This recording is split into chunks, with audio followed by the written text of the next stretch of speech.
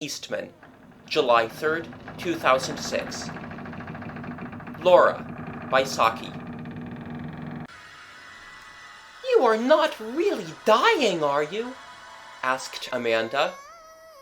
"I have the doctor's permission to live till Tuesday," said Laura. "But today is Saturday. This is serious," gasped Amanda. "I don't know about it being serious. It is certainly Saturday," said Laura. "Death is always serious," said Amanda. "I never said I was going to die. I am presumably going to leave off being Laura, but I shall go on being something. An animal of some kind, I suppose.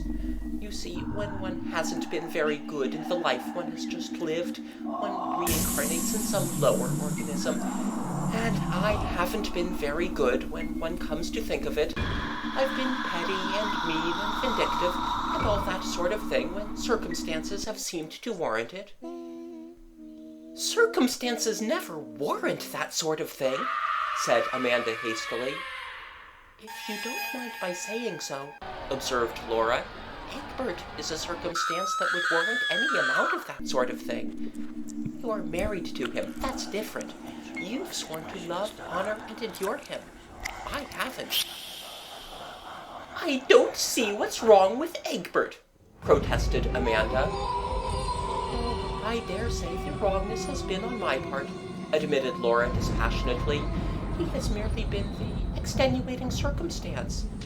He made a thin, peevish kind of fuss, for instance, when I took the collie puppies from the farm out for a run the other day.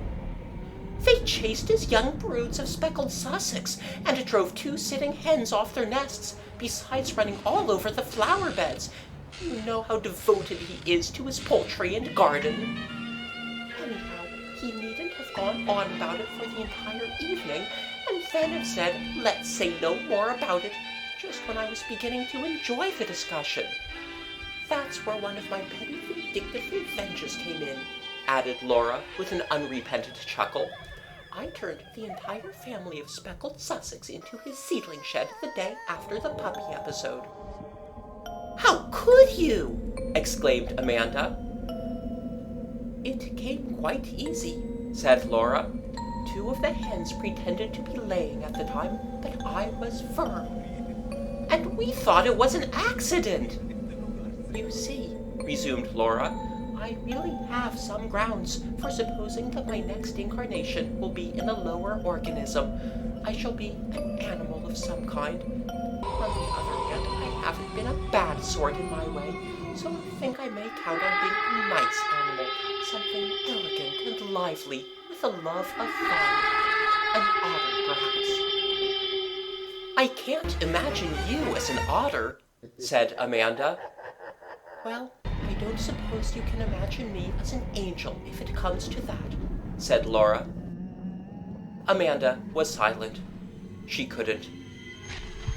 "Personally, I think an otter life would be rather enjoyable," continued Laura.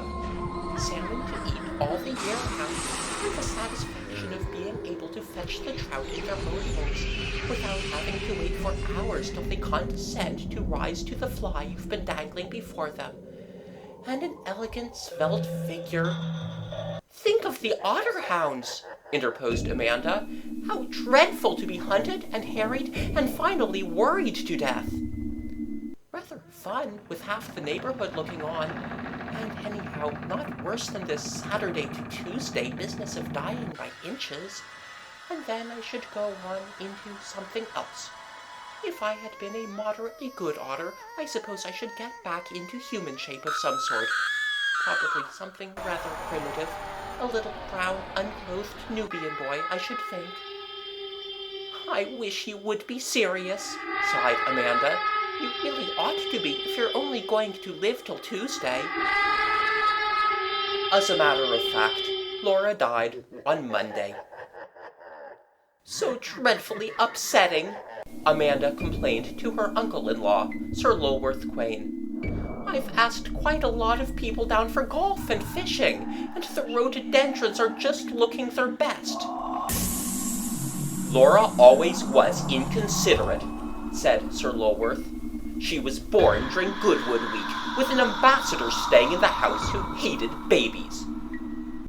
She had the maddest kind of ideas, said Amanda. Do you know if there was any insanity in her family? Insanity? No, I never heard of any. Her father lives in West Kensington, but I believe he's sane on all other subjects. She had an idea that she was going to be reincarnated as an otter, said Amanda. One meets with those ideas of reincarnation so frequently, even in the West, said Sir Lulworth, that one can hardly set them down as being mad.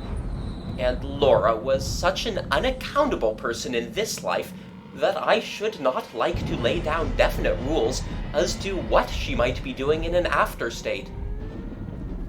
You think she really might have passed into some animal form? Asked Amanda.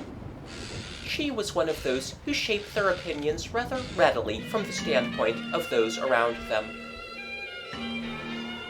Just then, Egbert entered the breakfast room, wearing an air of bereavement that Laura's demise would have been insufficient in itself to account for. 4 of my speckled Sussex have been killed, he exclaimed. The very 4 that were to go to the show on Friday. One of them was dragged away and eaten right in the middle of that new carnation bed that I've been to such trouble and expense over.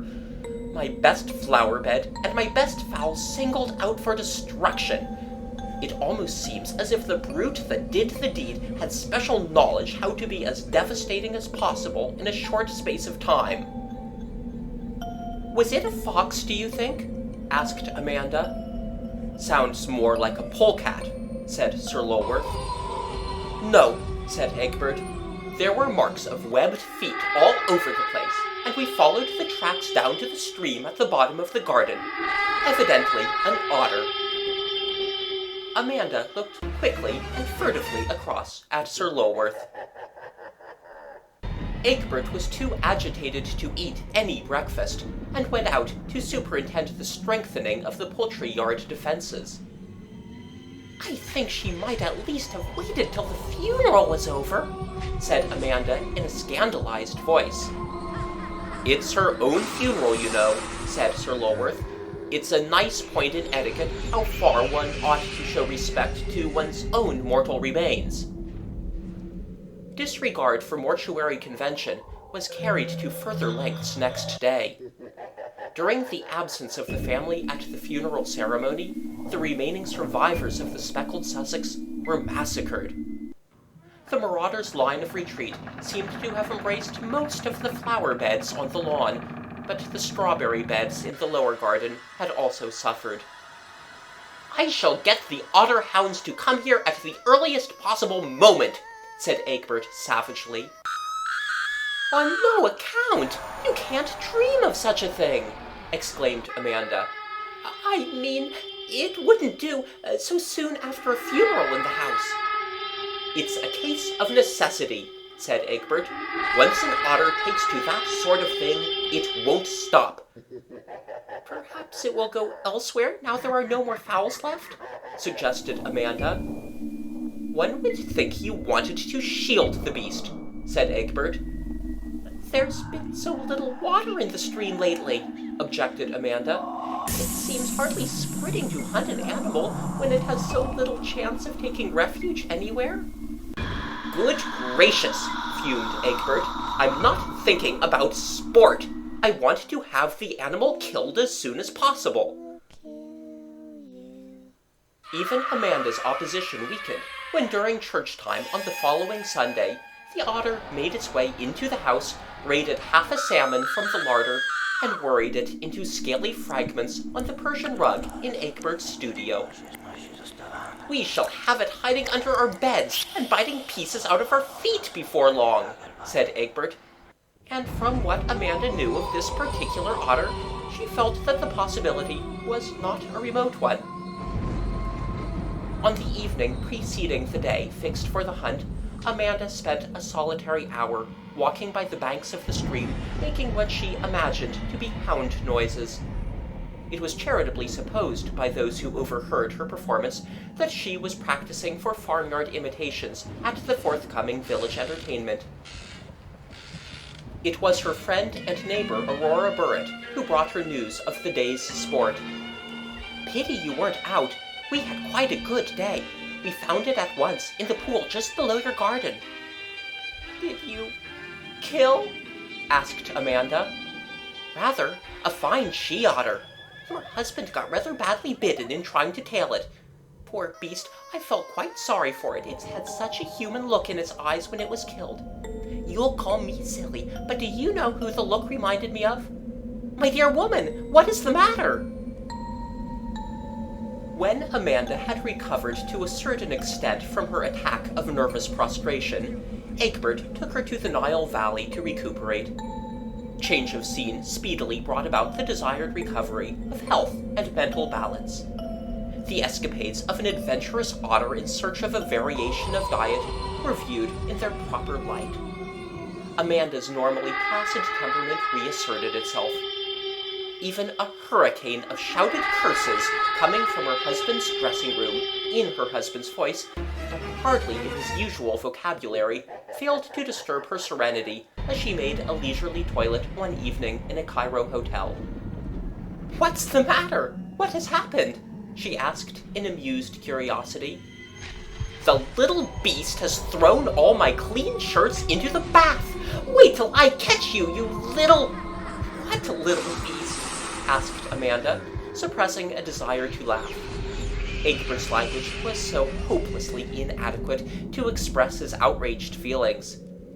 "A little beast of a naked brown Nubian boy," spluttered Egbert. And now Amanda is seriously ill. End of Laura by Saki.